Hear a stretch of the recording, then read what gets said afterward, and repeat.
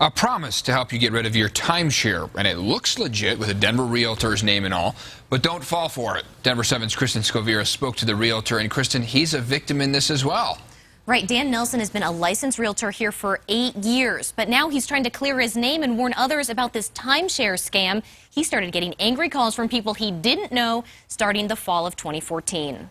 The call usually starts the same way. "You're Dan Nelson?" And they're saying this with some shock in their voice, knowing that the person who's on the other end of the line is not the person that they've been speaking with. That man, the one they've been speaking with, is not Dan Nelson, the Denver-based realtor. He's an identity thief located overseas. He said that he represented buyers that didn't speak English. The scammer calls timeshare owners looking to sell. The company, called Timeshare Closing Management Group, lures people to this website. But the address, 1450 Glenarm Place in Denver, is actually the address to the Crown Plaza downtown. The first 5 or so phone calls that I received was from people who had said, "I've been contacted by a scammer," who knew that it was a scam. Erin O'Neill is with the Better Business Bureau. She says Timeshare Closing Management Group has an F rating and is not registered with the state. In this situation, Dan is a real person and it is a real estate license, and unfortunately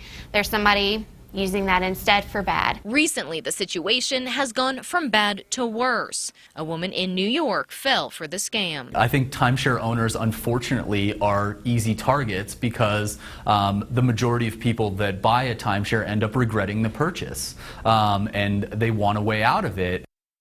Well, Dan told me he's gotten at least a dozen calls from people angry with him. That woman in New York, she's out about $3 grand. So those calls are still coming. Now, some of the property owners were targeted because they listed their names and properties on websites like myresortnetwork.com. Back to you guys. Thanks, Kristen.